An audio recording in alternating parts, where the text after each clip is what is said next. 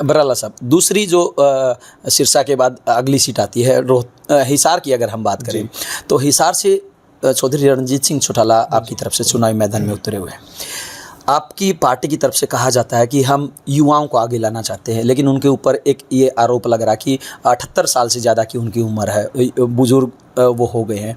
दूसरा कि बाहरी कैंडिडेट है, वहीं उनके सामने जयप्रकाश उर्फ जेपी को चुनावी मैदान में उतारा हुआ है। और जयप्रकाश की अगर हम बात करें तो चौटाला परिवार की बात करें या बंशीलाल परिवार की बात करें, देवलाल परिवार की बात करें, भजनलाल परिवार की बात करें, तमाम लालों से वो आमने सामने की टक्कर कर चुके हैं। तो कितना मजबूत आप देखते हैं? देखिए, जहाँ तक चौधरी रणजीत सिंह के कैंडिडेचर की बात है, देखिए बहुत वरिष्ठ नेता हैं जी। हरियाणा की राजनीति में आज के दिन जो सक्रियता के लिहाज से जिसकी बात करें, आप उनके मुकाबले हमारे जैसे जो कम उम्र के लोग हैं उनको दौड़ा करके देखिए ना। आज वो पूरी ऊर्जा के साथ मैदान के अंदर काम कर रहे हैं, या फिर इससे पूर्व में उनकी जो भूमिका रही है, अब तो चुनाव में लग रहे हैं, एक बिजली मंत्री के नाते जो उन्होंने भूमिका निभाई, रानिया के विधायक के नाते भूमिका निभाई, हम लोगों ने इसको बड़ी नज़दीकी से देखा है। देखिए, वास्तव में उम्र उनकी कितनी भी हो, एग्जैक्ट मुझे नहीं पता, आप कह रहे हैं अगर ये भी उम्र होती है, लेकिन बंदे की सक्रियता आप देखिए कि इस प्रकार से वो सुबह से लेकर के देर रात तक लगातार मूवमेंट में रहते हैं, लगातार काम करते हैं, बिना किसी दबाव के और बिना रुके, बिना थके। और क्या चाहिए? और अगली बात मैं कहता हूँ, जिसमें अनुभाव की बात करें, आपने रणजीत सिंह को तो बाहर ही बता दिया, क्या चौधरी रणजीत सिंह का लगाव हिसार से नहीं रहा? जी, रहा है पहले चुनाव। हाँ, रहा है ना जी। और जयप्रकाश भी तो अगर इनकी बात करें तो ये भी तो किलायत से है ना जी, लेकिन 3 बार सांसद रह चुके हैं। देखिए, वो भी तो कोई नए आदमी नहीं है। देखिए, दोनों की अपनी अपनी राजनीति है। अब बात आती है, देखिए, कैंडिडेट से ऊपर उठ करके देश की जनता क्या चाहती है, हरियाणा की जनता क्या चाहती है और हिसार की जनता क्या चाहती है। सब लोग चाहते हैं कि देश में एक बार फिर राष्ट्रवादी विचारों की सरकार नरेंद्र मोदी जी के नेतृत्व में बने। तुष्टीकरण का खेल जो कांग्रेस पार्टी सारी उम्र खेलती आई है और भारतीय जनता पार्टी ने उसके ऊपर लगाम लगाई है, कांग्रेस पार्टी फिर से उस तुष्टीकरण के खेल में आगे बढ़ गई है। किस प्रकार से मुस्लिम आरक्षण की बात आज करती है, कांग्रेस शासित प्रदेशों में आरक्षण दे भी दिया गया है, ये किसका कटेगा? ये हमारा ही जो वंचित बंधु है, जो SC BC है, उसी का तो कटेगा।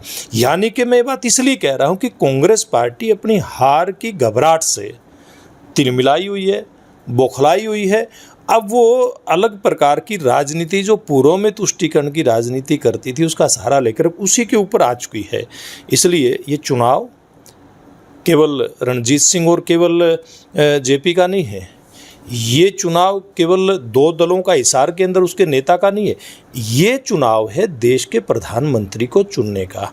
अब देश का प्रधानमंत्री नरेंद्र मोदी हो या फिर देश का प्रधानमंत्री 1 साल के लिए राहुल गांधी हो, 1 साल के लिए लालू प्रसाद यादव हो, 1 साल के लिए शरद यादव जैसा कोई व्यक्ति हो, अब इस प्रकार के भ्रष्ट करप्ट लोग या जिनमें क्षमता नहीं है, अगर लालू नहीं तो फिर उसका बेटा जी, ऐसे लोग हैं ना, उधर से कहते हैं कि हम 1-1 साल के लिए इस प्रकार से प्रधानमंत्री बनाएंगे। अब देश की जनता ये देख रही है कि भाई प्रधानमंत्री कौन बनेगा, कौन देश को आगे बढ़ा सकता है, कौन देश की जनता को गुमराह करके, ये आज वही गुमराह करने वाले लोग हैं। राहुल गांधी जी के नेतृत्व में जो तथाकथित इंडी गठबंधन जो बना है, जिसने हमेशा से तुष्टीकरण की राजनीति की, जिसके ज़्यादातर नेता या तो जेल में जा कर के आए हैं, जेल के अंदर पड़े हैं, आज भी तो है ना।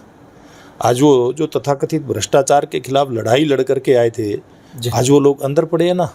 वो शीश महल में रहने वाले लोग जो कहते थे कि हम तो कुटिया में रहना पसंद करेंगे, हम घोड़ा गाड़ी नहीं लेंगे, आज वो सब आदर्श उनके लिए जो चुनाव से पहले थे सारे खत्म हो गए। यानी कि कुल मिलाकर के इस इंडी अलायंस में, जिसके प्रधानमंत्री नरेंद्र मोदी जी के सामने पता नहीं 1, 2, 3, 4 क्या क्या वो बनाना चाहते हैं, वो आना चाहते हैं, इसके मुकाबले में देश की जनता, हिसार की जनता ये चाहती है कि नरेंद्र मोदी जी ही अगली बार प्रधानमंत्री बने। बराला साहब, आपने कहा कि निश्चित रूप से देश के प्रधानमंत्री को हिसार की जनता देखेगी, लेकिन एक और चर्चा वहाँ पे चली थी। जब टिकट मिली थी तो बिश्नोई नाराज़ थे, कैप्टन अभिमन्यु नाराज़ थे, लेकिन अब दोनों उम्मीदवारों की, दोनों नेताओं की भाषा बदली हुई है। दोनों अब ये कहते हुए नज़र आ रहे हैं कि हमारा जो निशान है वो कमल का फूल है। क्या गोटियां सेट की आपकी तरफ से? देखिए, गोटियां कुछ भी नहीं होती, सब भारतीय जनता पार्टी के कर्मठ कार्यकर्ता हैं। वो जो कार्यकर्ता का भाव है, चाहे वो कैप्टन अभिमन्यु जी हैं या कुलदीप जी हैं, सब लोगों का वो भाव है, वही भाव काम कर रहा है और उसी के आधार पे सब लोग मजबूती के साथ खड़े हैं। प्रहलाद साहब, कुछ तो अंदर की बात है, क्योंकि जो चाबी आप लगाते हैं, जो फार्मूला आप लगाते हैं, अगर वही फार्मूला कांग्रेस के लोग अपनाने लग जाएं तो कुछ बताना चाहेंगे? देखिए, भारतीय जनता पार्टी का फार्मूला एक है, बिल्कुल बताएंगे, खुल के बताएंगे जी।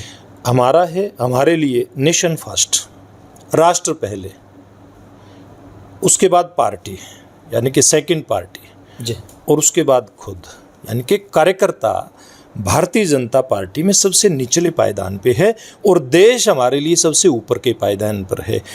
अगर कांग्रेस की बात करें, ये तो मैंने बताई ना, गोटियां हमारी यही हैं लोहान साहब, इसके अलावा कुछ भी नहीं है।